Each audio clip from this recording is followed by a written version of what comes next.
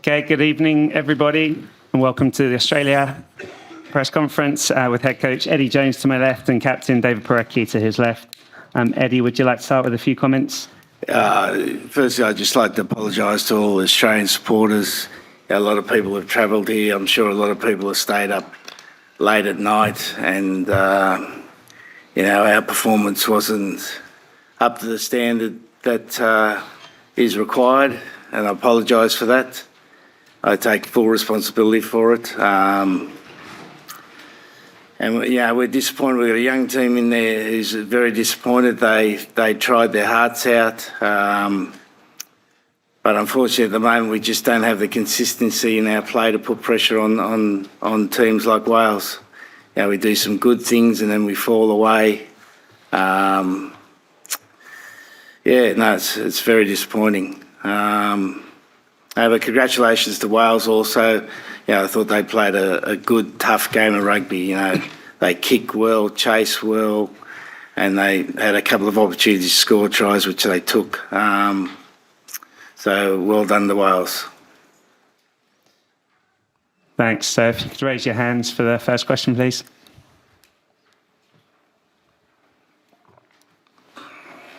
Yeah, on the right, thanks. Eddie, are you still fully committed to this Australian project? Yeah, 100%. How? Why? Do you feel that way? I came back to Australia to try to help. At the moment, I'm not giving much help, am I? But that doesn't mean my commitment to help them has changed. I'm a proud Australian. I hate to see Australian rugby do as poorly as we've been doing, particularly under my reign. Came back to want to try to help, but there's not only the Wallabies we've got to improve. We've got to improve the whole system of Australian rugby, and that's not an excuse. But we've got to have a really good look at ourselves and see what we've got to do to improve the way we're going about our rugby. Next question. Yeah, here in the front, and the next one will be the back row. Sorry, Eddie, just to go through it and then move on from it. Did you do a job interview with Japanese rugby a couple of weeks before the World Cup? And if so, what was the thinking? I don't know what you're talking about, mate.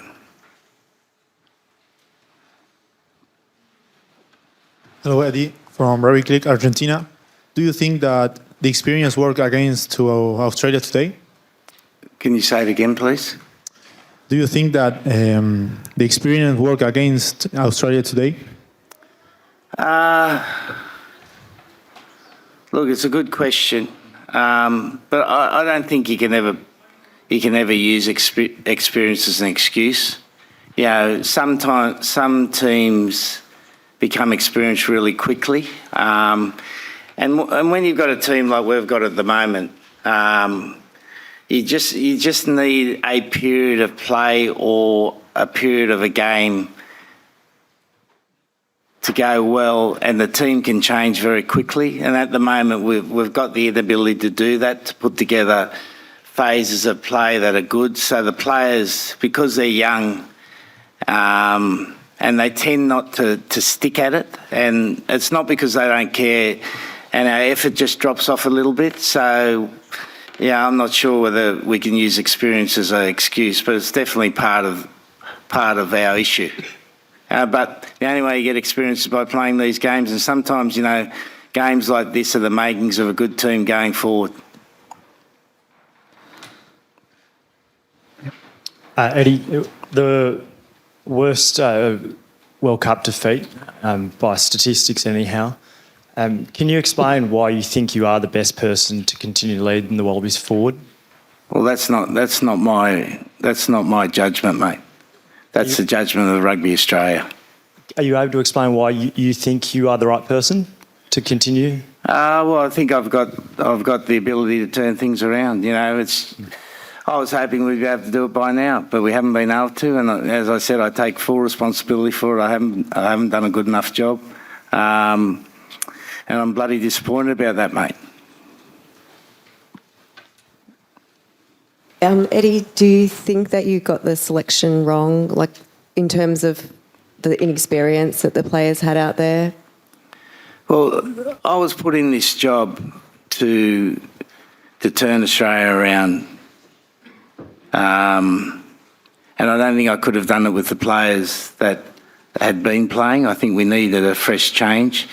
And sure, you know, young guys struggle in the environment today, but unless they get that sort of experience, they're not going to mature in the players they can be. Like this is the most painful time, don't get me wrong, but it's also the best learning time for a young team and young players.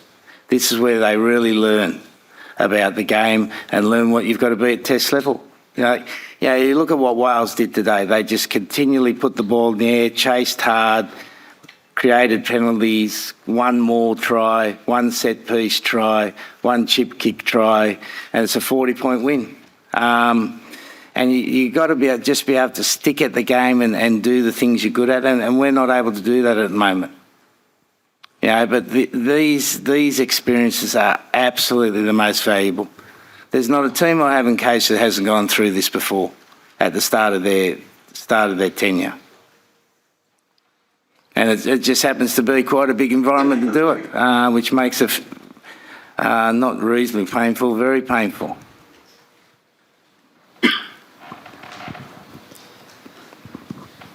Eddie, do you have a second interview lined up with the JRFU? I said I don't know what you're talking about, mate. Can you give Wallabies fans your absolute 100% commitment that you will not be coach of Japan next year? I'm committed to coach Australia. Next year? I'm committed to coach Australia. That doesn't sound very definitive, Thank Eddie. you. Next question, please. We said one follow-up. Any further questions? Okay, one here and then second over there.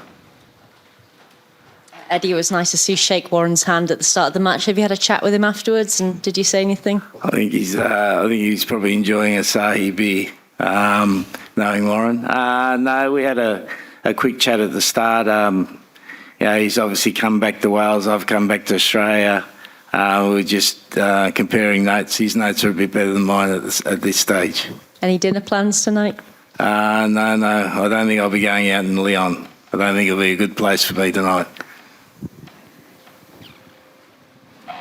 Yeah. Owen, did you have a question? Yeah. Thanks. A question for Dave, if I can. Dave, this morning a story was printed that was very well sourced about, as you've been hearing about, maybe Eddie joining Japan next season, next year. He's already said it's not going to happen, but I just wonder, from the point of view of your team, what kind of psychological impact did that have on you today? Did you talk about it at all? Did you know about it? I mean, I guess that's the kind of thing when your back's against the wall, you need to put in your ultimate performance. It can't have been helpful. No, I don't think many of the boys were aware of anything, to be honest. We've had a good week prep, probably our best week of prep, and we didn't turn up tonight. So it's got nothing to do with the outside noise. It's just got to do with our performance. We weren't good enough. I really take umbrage at the questioning, that people are questioning my commitment to coaching Australia. I really take umbrage at it. I've been working non-stop since I've come here, and I apologise for the results. I keep saying that. But to doubt my commitment to the job, I think, is a bit red hot. So we're not going to deal with any of those questions any further. So I'm happy to talk about Wales. I'm happy to talk about Portugal. If you want to keep going down that line, I'll excuse myself. So do you want to decide what you want to do?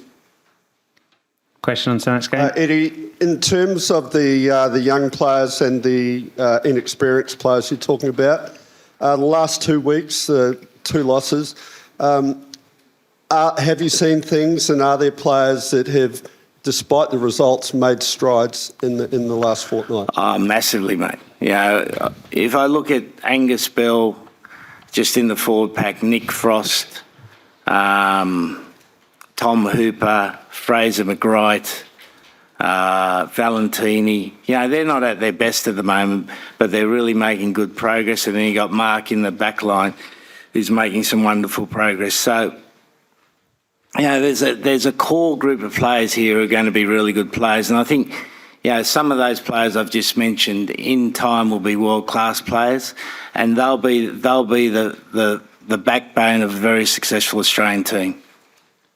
I've got no doubt about that. You know, they're talented players, and now they're learning how to work harder, how to be more consistent in their preparation, and they're going to be fine players. You know, what Nick Frost's done in the last 2 games as a second rower, I think you know, he's going to be a very good player. Just 2 rows in front, yeah. Eddie, you're talking about, I guess, regenerating the team now and 6-year plans to win the World Cup and a young team. But do you feel like you maybe set the expectations a bit high initially with the Australian public, with smash and grab campaigns and being able to win the World Cup? Was that a realistic sort of thing to say? Well, I wouldn't care what team I took to the World Cup. If I wasn't thinking that I could win the World Cup, I wouldn't bother going. So, you know, I'd prefer to have high expectations, and then when you fail, at least you know, we've been setting our goal to win the World Cup, and we're not good enough. That's okay. That's okay.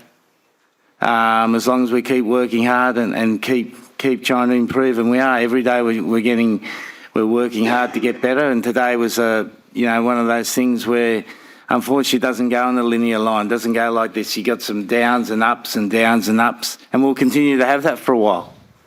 I've got no doubt about that. But what we are seeing is a group of young players who are going to be the backbone of a very successful Australian team. Thanks. We have time for final 2 questions, which is one here and second one there. Thanks. Dave, what on behalf of the players, like, what do you have to say to Australian fans about that performance and the World Cup, I suppose, in general? No, we apologise. You know,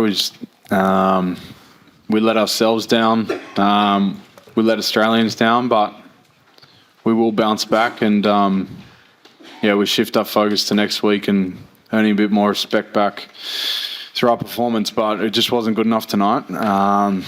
Everyone's gutted. Didn't have too many words to say after the game, to be honest. It was frustrating. The final one on the right. Your appointment was obviously big news in Australia. A lot of upheaval had to happen for it to take place. I mean, now that you've just lost what you said was a do-or-die game by a record margin, I mean, would it be fair for people to suggest the experiments failed? Well, I can't really judge on that, can I? Because whilst... Like, whenever we start a job, we want to win games straight away and we want to create the best team we can. But there is a process involved. And as soon as you start talking about a process, people think you're trying to take pressure off yourselves. And that's why, you know, specifically going back, I wanted to say we wanted to win. We want to be the best we can be. But I took the job understanding there was going to be a process to rebuild Australian rugby and rebuild the Wallabies. And a process, unfortunately, takes time. It takes some pain. Sometimes it takes more pain than it does pleasure. But I've got no doubt what I set out to do, whilst it looks at the moment like it's a shambles, I can guarantee you it's not. You know, there are things afoot that will help change Australian rugby, which is not for me to talk about, but for other people, for Rugby Australia to talk about. And I've got to coach the team better. There's no doubt about that. You know, that's not good enough tonight. And I'm responsible for that. But we've got a process in place. Eddie, David, thank you for your time. Thank you. Thanks, guys.